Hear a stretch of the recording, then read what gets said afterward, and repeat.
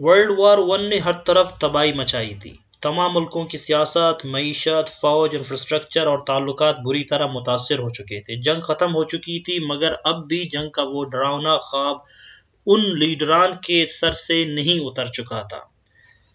अब उन्हें एक ऐसे प्लेटफॉर्म की जरूरत थी जो हमेशा के लिए जंगों का रास्ता बंद करता। इस दौरान अमेरिका का प्रेसिडेंट वुडरो विल्सन, जो एक लिबरल था, उसने एक ऑर्गेनाइजेशन बनाने का प्लान किया जिसके बेसिक ऑब्जेक्टिव्स कुछ यूं थे: दुनिया में अमन सलामती की तहफ़्फ़ुज़, इंटरनेशनल मसलों का पुरअमन हल, मुल्कों के दरमियान दोस्ताना ताल्लुकात, मेंबर स्टेट्स को जंग से दूर रखना। ये इनके 4 बेसिक ऑब्जेक्टिव्स थे। 10 जनवरी 1920 को लीग ऑफ नेशंस की बुनियाद रखी गई, जो कि सेकेंड वर्ल्ड वॉर तक फंक्शन करती रही। लेकिन इस दौरान इसके कुछ सक्सेसेस और फेलियर्स भी हैं। फिर इसे यूनाइटेड नेशंस ऑर्गेनाइजेशन ने इसे रिप्लेस किया। 1945 में यूनाइटेड नेशंस ऑर्गेनाइजेशन की बुनियाद रखी गई। अब इसके कुछ सक्सेस भी हैं और कुछ फेलियर्स भी हैं। इसके कुछ कमिटीज और कमीशंस बनाए गए हैं जिन्होंने कुछ अचीवमेंट भी हासिल किए। इनमें सबसे जो इम्पोर्टेंट था वो इंटरनेशनल लेबर ऑर्गेनाइजेशन था। यानी लेबर्स के बारे में कुछ कैरेक्टरिस्टिक्स उन्होंने सेट किए कि उन्होंने जो उनकी मैक्सिमम वर्किंग डे और वीक था उन्होंने आइडेंटिफाई कर लिया, और इसके अलावा मिनिमम वेजेस उनके लिए फिक्स की कि कितनी उनकी मिनिमम वेजेस हो लेबर्स के लिए। इसके अलावा सिकनेस और अनएम्प्लॉयमेंट बेनिफिट्स, उन्हें ये बेनिफिट्स भी दिए गए कि अगर कोई मजदूर सिक या बीमार हो या बेरोजगार हो, उन्हें कौन सी बेनिफिट्स मिलनी चाहिए। और ओल्ड एज पेंशन्स भी उनके लिए फिक्स किए गए, यानी स्पेसिफाई किए गए। और जो दूसरी अचीवमेंट थी वो रिफ्यूजी ऑर्गेनाइजेशन थी। रिफ्यूजी ऑर्गेनाइजेशन वो एक कमेटी बनाई गई जिसके तहत जितने प्रिजनर्स थे रशिया में, जहाँ पे उन्हें मारून करके रखा गया था आइलैंड पे, उनको रिस्टोर किया गया। वो 500,000 लोग थे। और इसके अलावा जो नाजी गवर्नमेंट में, नाजी रजीम में जितने प्रिजनर्स उनकी प्रोसिक्यूशन की गई थी वो रखे गए थे जेल में, उनको भी निकाला गया। तो इसकी दूसरी बड़ी अचीवमेंट थी। और तीसरी अचीवमेंट इसकी मैंडेट कमीशन थी। मैंडेट कमीशन वो जर्मनी और टर्की के वो रीजन और टेरिटरी जिन्हें ब्रिटिश और फ्रेंच मैंडेट बनाए गए थे, उनके लिए उन्हें सुपरवाइज करते थे। और दूसरी जो उनकी अचीवमेंट है वो सार है। सार एक और रीजन थी जो कि जर्मनी से जुदा की गई थी।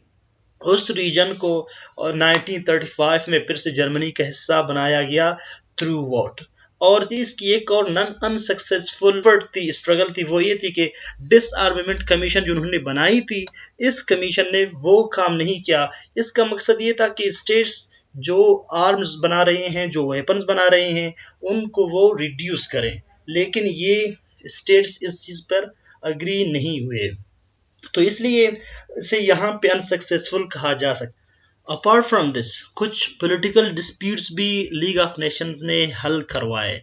उनमें से एक आइलैंड्स थे। ये वो आइलैंड्स थे जिन पे फिनलैंड और स्वीडन दोनों क्वेरल कर रहे थे। फिर 1920 को ये फिनलैंड के हिस्से में आ गए। और एक और रीजन, एक इंडस्ट्रियल एरिया थी जो जर्मनी और पोलैंड के दरमियान थी। फिर इसको जो है, इस पे जर्मनी भी क्लेम कर रहा था और पोलैंड भी कर रहा था। फिर इस रीजन को, इंडस्ट्रियल एरिया को डिवाइड किया गया, इसकी पार्टीशन की गई और जर्मनी और पोलैंड को दोनों को दिया गया। और ग्रीस ने एक बार इन्वेड किया था बल्गारिया पे, तो लीग ऑफ नेशंस ने न सिर्फ इसके फोर्सेस को विथड्रॉ किया, बल्कि उसने बल्गारिया को जितना डैमेज किया था उन डैमेज की वो उसने अमाउंट फिक्स की और उसे ग्रीस को बल्गारिया को देने पड़े। इसके अलावा जो मोसल था वो एक और प्रोविंस थी जो कि पहले टर्की में थी। पहले टर्की में था, लेकिन अब वो ब्रिटिश मैंडेट का हिस्सा था। तो टर्की क्लेम कर रहा था मोसल को, लेकिन फिर मोसल को उन्होंने इराक का हिस्सा बना दिया। ये वो अचीवमेंट्स हैं जो लीग ऑफ नेशंस ने 1920 से 1945 तक अचीव किए थे। तो होता है। और जनवरी 1920 को बनने वाली लीग ऑफ नेशंस 1945 यानी सेकेंड वर्ल्ड वॉर तक फेल हो जाती है, वो डिलीवर नहीं कर पाती। कुछ ऐसे कैरेक्टरिस्टिक्स हैं जिनकी बुनियाद पर यह कहा जा सकता है कि लीग ऑफ नेशंस डिलीवर नहीं कर पाई।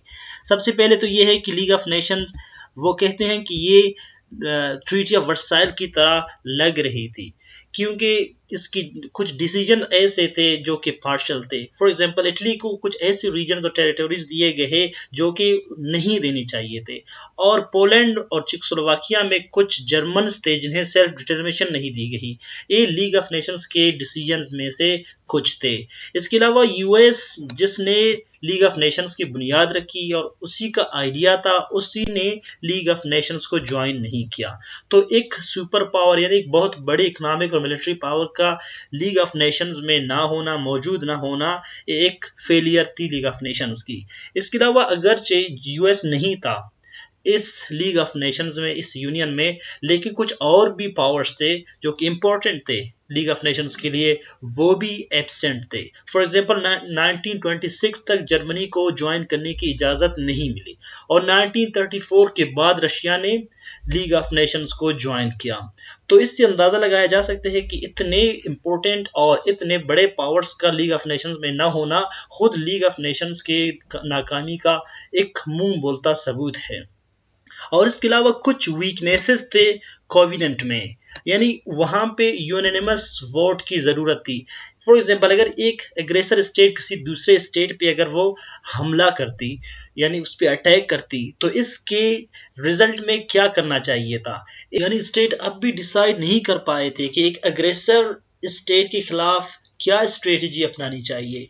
1926 में एक रेजोल्यूशन पास होती है, और रेजोल्यूशन का ये मतलब होता है कि स्टेट की अपने ओन पे ये डिपेंड करता है कि वो किसी एग्रेसर के खिलाफ क्राइसिस में वो कौन सी स्ट्रेटजी अपनाती है या वो कौन सी कंट्रीब्यूशन करती है। तो इसीलिए वहां पे जब भी कोई रेजोल्यूशन पास करने की जरूरत थी किसी एग्रेसर के खिलाफ, अगर उन्हें कुछ करनी चाहिए थी, तो उनके पास यूनानिमस वोट नहीं होते थे जिन्हें उनकी जरूरत होती थी। तो इसीलिए एक और फीचर है जिसे आप फेलियर ऑफ नेशन या लीग ऑफ नेशंस कह सकते हैं।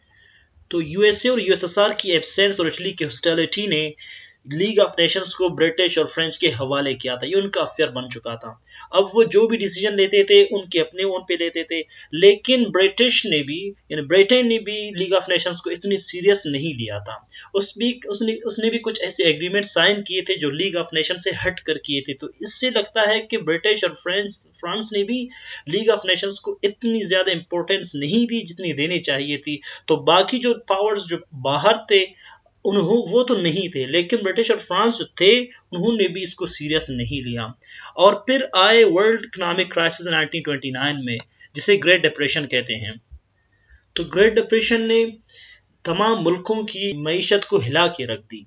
तो इकोनॉमिक क्राइसिस ने कुछ ऐसे गवर्नमेंट जापान और जर्मनी में इंट्रोड्यूस कराए जो कि जिन्होंने लीग ऑफ नेशंस के रूल्स को चैलेंज किया। जैसे कि मुसोलिनी आए, उसने लीग ऑफ नेशंस के रूल्स को मानने से बिल्कुल इनकार किया। ग्रेट डिप्रेशन से मुख्तलिफ स्टेट्स अफेक्टेड हो चुके थे, डैमेज हो चुके थे। उनमें से एक जापान था। जापान ने रिसोर्सेज हासिल करने के लिए उसने मंचूरिया पर 1931 में अटैक किया। मंचूरिया चाइना का एक टेरिटोरी थी जिस पे जापान ने हमला करते। तो चाइना ने जब लीग ऑफ नेशंस के सामने अपील की, तो लीग ऑफ नेशन ने एक कमेटी बनाई, और उस कमेटी में उसने एक अपॉइंट किया एक ऑफिसर को, जिसने डिसाइड किया कि फॉल्ट्स दोनों साइड पे हैं, लिहाजा मंचूरिया को लीग ऑफ नेशंस के अंडर एडमिनिस्टर किया जाए। तो जापान ने इसको फुली रिजेक्ट किया। दूसरी बात जो फाइनेंशियल और इकोनॉमिक सैंक्शंस की है, वो तो दूर की बात, मिलिट्री तो दूर की बात, उन्होंने इकोनॉमिक सैंक्शंस भी जापान पे नहीं लगा सके। वो इसलिए कि जब ब्रिटेन और फ्रांस थे वो दोनों ग्रेट डिप्रेशन से भी डैमेज हो चुके थे, तो वो नहीं चाहते थे कि वो बाइकाट कर लें और जापान के साथ उनकी ट्रेड मसला बन जाए और फिर ये जंग की सूरत हाल इख्तियार करे। तो ये तमाम अगर यूएसए कर सकता था, लेकिन यूएसए इस टाइम यहाँ यानी लीग ऑफ नेशंस में नहीं था, तो इसलिए लीग ऑफ नेशंस यहाँ भी फेल हो गई और उसने डिलीवर नहीं कर पाई। फिर 1932 और 3 को एक कॉन्फ्रेंस कंडक्ट किया गया जिसका मेन ऑब्जेक्टिव ये था कि डिसआर्मेमेंट कॉन्फ्रेंस, यानी दुनिया में जितने स्टेट्स हैं उनकी रिडक्शन हो आर्मेमेंट में, यानी उनके वेपन्स को कम किया जाए। तो यहाँ पे जर्मनी ने इक्वलिटी ऑफ आर्मेमेंट की बात की कि फ्रांस के मुकाबले में जर्मनी के आर्मेमेंट्स यानी आर्म्स कम हैं, तो इक्वलिटी हो। तो फ्रांस ने उसे कहा कि ये 8 सालों तक पोस्टपोन होना चाहिए। तो फिर जर्मनी ने, हिटलर ने इस चीज़ को बहाना बनाकर उसने जर्मनी को उस कॉन्फ्रेंस से न सिर्फ विदड्रॉ किया, बल्कि उसने लीग ऑफ नेशन से भी इस्तीफा दे दी। तो ये एक और रीज़न थी जो कि लीग ऑफ नेशंस के फेलियर की रीज़न हो सकती है। इटली की इन्वेजन एब्सेनिया पे 1935 को एक लीग ऑफ नेशंस के क्रेडिबिलिटी और प्रेस्टीज पे एक सवालिया निशान था।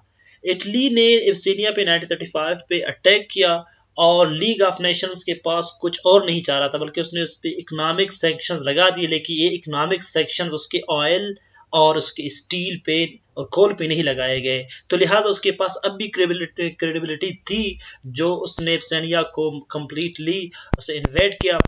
ब्रिटेन कुछ नहीं कर पा रहे थे। उन्हें यही अंदेशा था कि अगर उन्होंने कोई स्टेप उठा लिया तो ये मुसोलिनी को और ज़्यादा प्रोवोक करेगा और एक वो जर्मनी के करीब तक जाएगा। लेकिन हुआ फिर ऐसा कि इटली की जो मुसोलिनी था वो वाकई में इन सैंक्शन से वो प्रोवोक हो गया और वो जर्मनी यानी हिटलर के करीबी उसने रिलेशंस बनाए। तो फिर क्या हुआ कि जो छोटे स्टेट्स थे उनकी फेथ और उनकी कॉन्फिडेंस इससे उठ गई, यानी लीग ऑफ नेशन से उठ गई। हिटलर ने 1936 में कॉन्स्क्रिप्शन इंट्रोड्यूस कराए और ट्रीटी ऑफ वर्साइल को ब्रेक किया, और उसने ग्रीनलैंड में अपने फोर्सेस भेजे जो कि डीमिलिटराइज रीजन्स थी। तो उसमें उसने अपने फौजी भेजे और उनको फिर, और दूसरे रीजन्स थे जहाँ पे जर्मन्स रह रहे थे उसने उन पे भी अटैक किया। तो जर्मनी फ्रांस और ब्रिटेन अब भी कुछ नहीं कर पा रहे थे, इसलिए कि उन्हें, वो पहले से वीक थे, वो मजीद जंग को प्रोवोक नहीं करना चाह रहे थे कि अगर उन्होंने हिटलर को मजीद इन एडवांसेस से रोकने की कोशिश की तो फिर वो एक और जंग की तरफ जाएंगे। सिंपली अगर आप लीग ऑफ नेशंस के फेलियर्स को देखना चाहें तो आप ये देख सकते हैं, आप इससे अंदाजा लगा सकते हैं कि लीग ऑफ नेशन डिलीवर नहीं कर पाई। और दूसरी बात यह है कि जो एग्रेसिव स्टेट्स थे, जो दूसरे स्टेट्स पर वो अटैक कर रहे थे, वो उनको रोक नहीं पा रहे थे। तो ये सबसे सिंपल और बेसिक रीजन थी कि एग्रेसिव स्टेट्स को रोकने वाला कोई नहीं था। फ्रांस और ब्रिटेन वो खुद इस चीज़ से खौफजदा थे कि वो मजीद एक और जंग की तरफ ना जाए। तो आज का ये लेक्चर यहाँ पे कंक्लूड करते हैं इस उम्मीद के साथ कि आप लोगों को हमारी ये वीडियो पसंद आ गई होगी। तो मिलते हैं एक और वीडियो में, अपना बहुत ज़्यादा ख्याल रखिएगा एंड गुड बाय।